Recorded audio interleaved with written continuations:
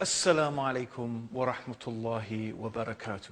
All the praise is due to Allah. We praise Him and we seek His help and we ask for His forgiveness.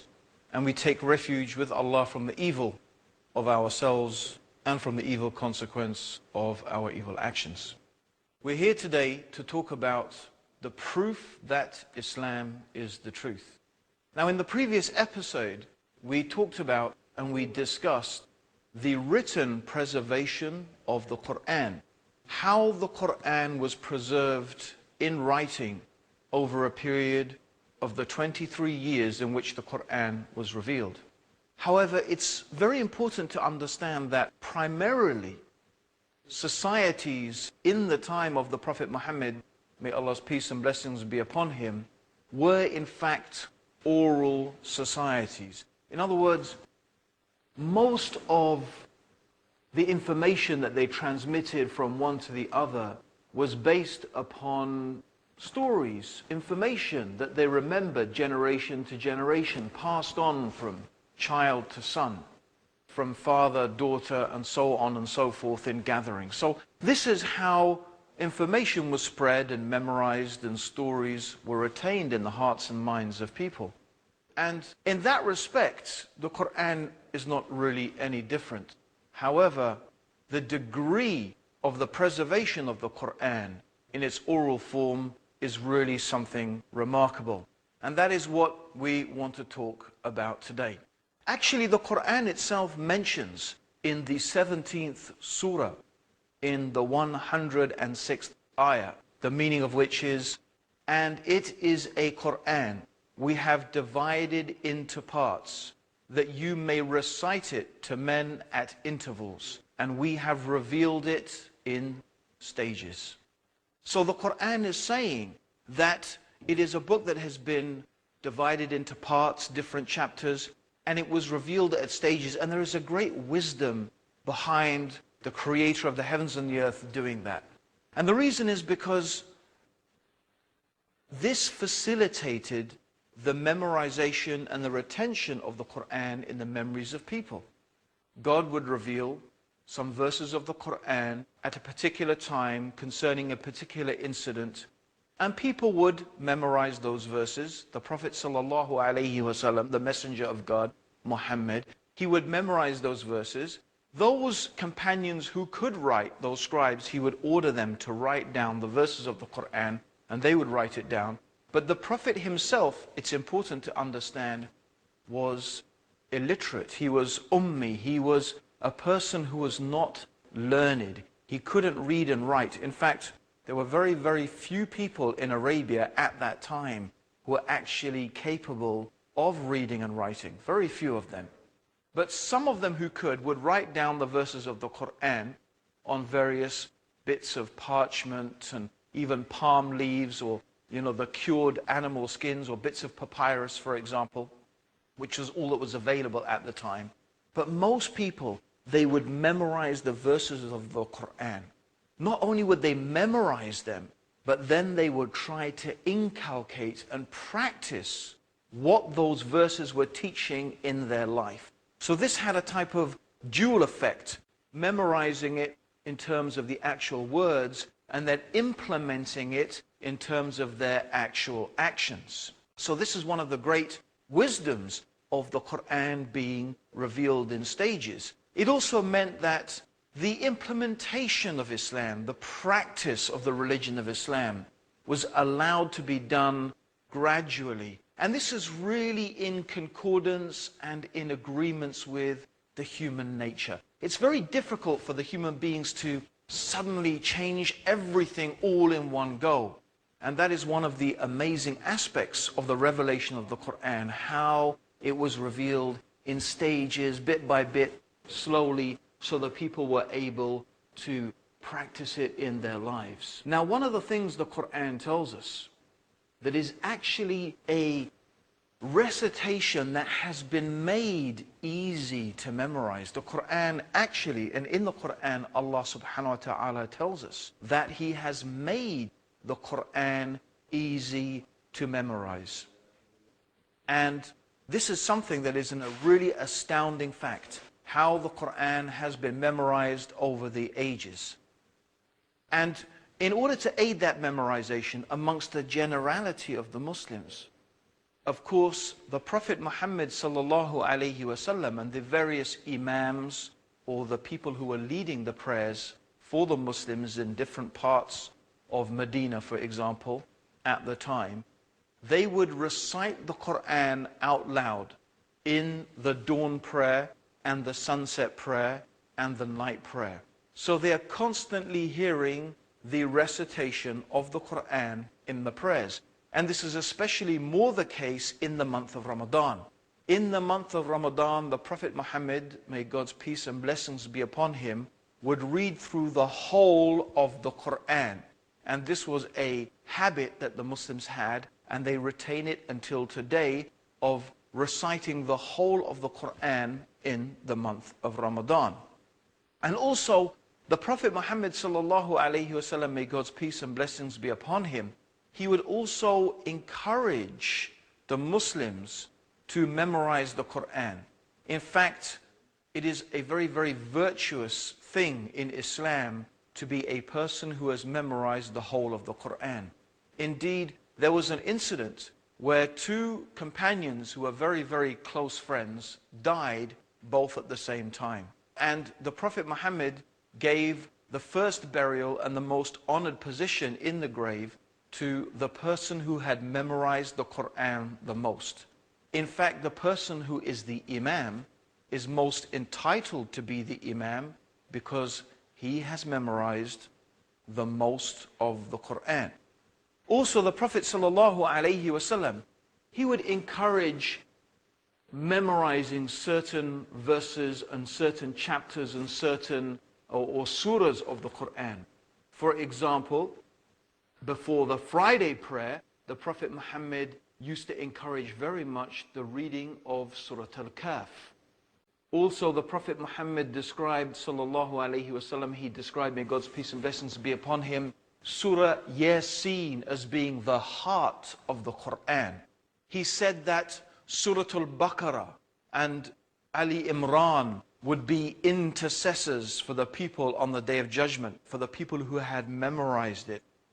So all of these things were really an encouragement and a further incentive for people to memorize the verses of the Qur'an.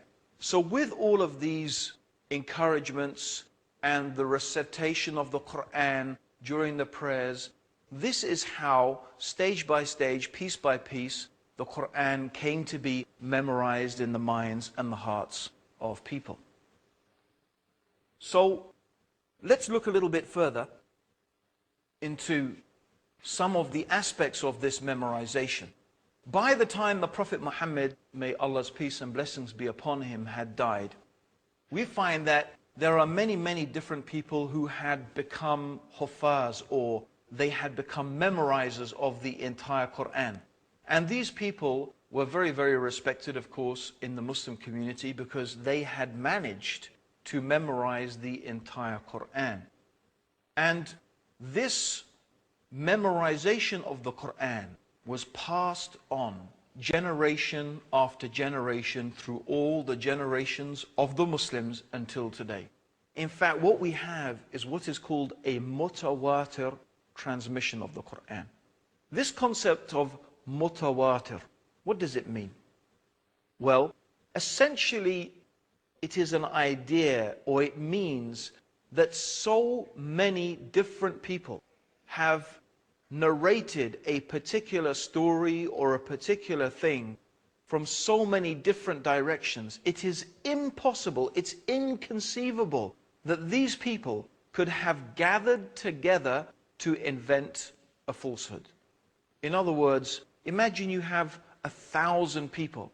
These 1,000 people, each of them are teaching another 1,000 people. And each of those 1,000 people teach another 100 people. Can you imagine how many hundreds of thousands of people that constitutes?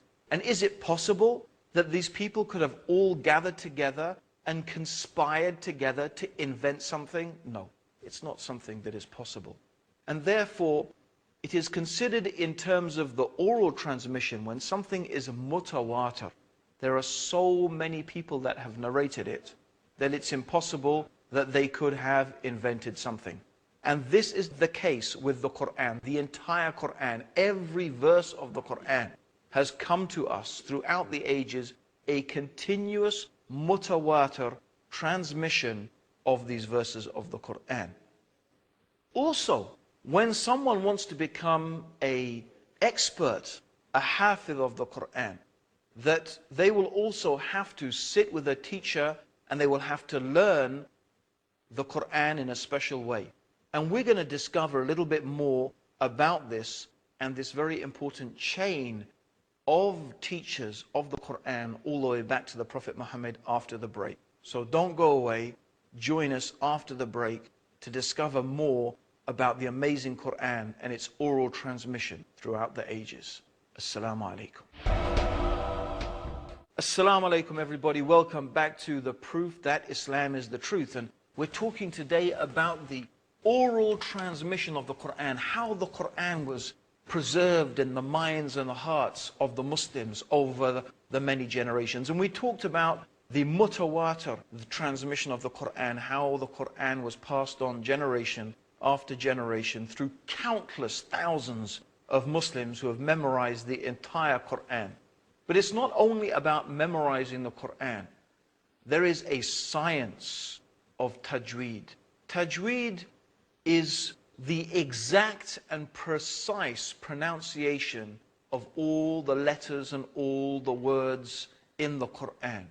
And it is something that in order to know it, you have to study it under a teacher. And traditionally, these teachers who have specialized in the tajweed and the recitation and the memorization of the Qur'an have acquired students. Students have studied with them for maybe 3 to 6 years.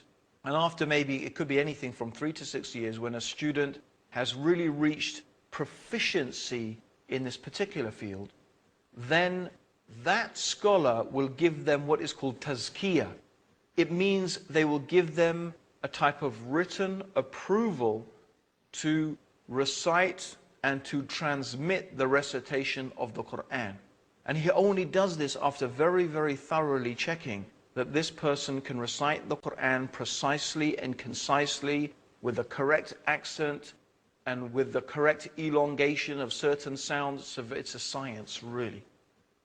And so this also further ensures that in no way, shape or form is the Qur'an allowed to be distorted and corrupted. Another thing that's very important to realize is that Arabic is a living language. It's a living language. People still speak Arabic today. And people who speak Arabic, they can pick up the Qur'an, they can pick it up, and they can read it, and they can understand it. Even though this is 1,400 years ago, people can still understand the Arabic of the Qur'an. So it is a living language. And this also, we have to understand, is very important in aiding the memorization of the Qur'an. It is the case of the Qur'an that literally countless millions of human beings throughout the ages have memorized the entire Qur'an. In fact, in the mosque where I work, one of the imams there had memorized the entire Qur'an by the time he was 7 years old. I mean, think about that.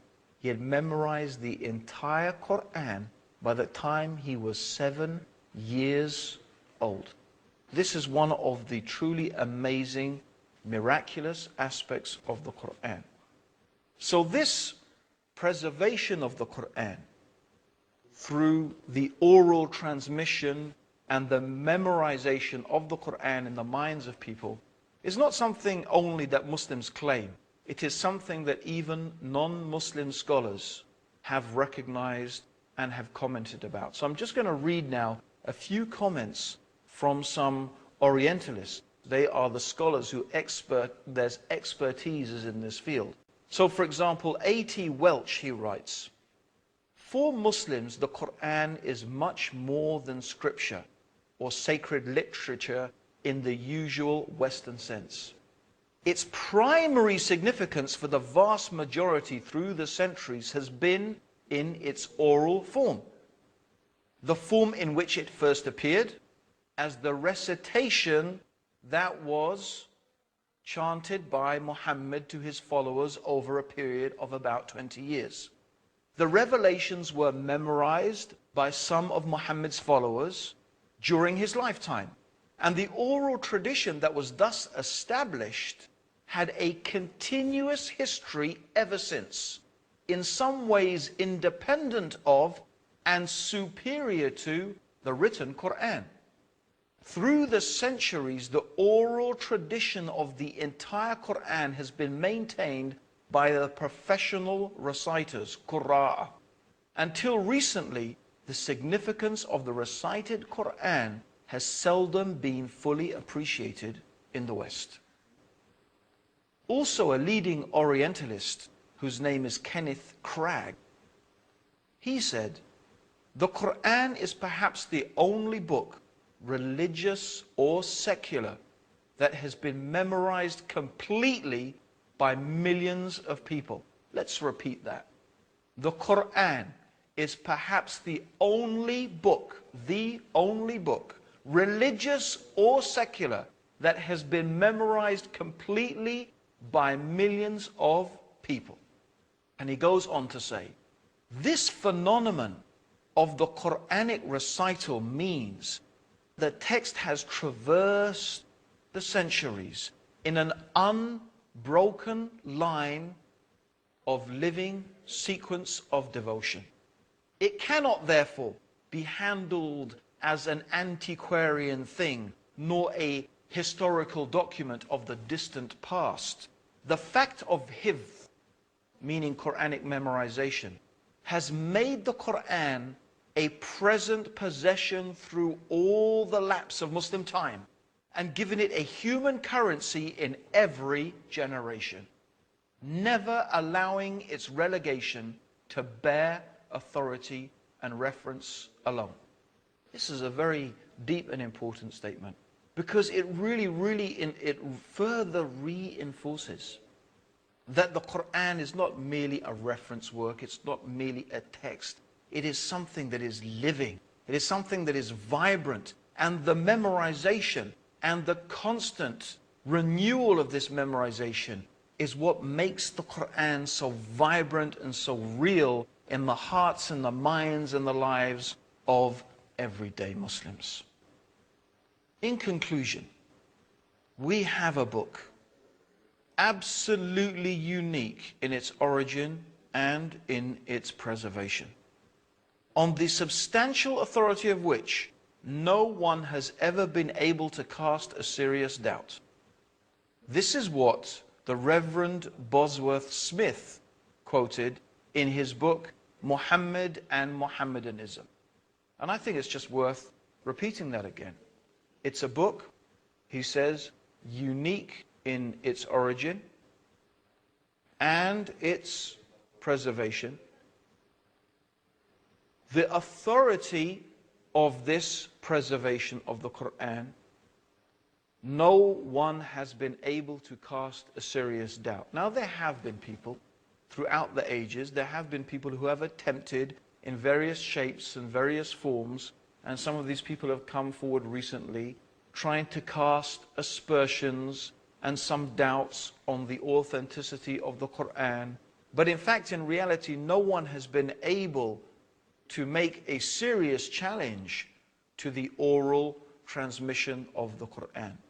And this is the point that we really have to remember. The Quran has been written down.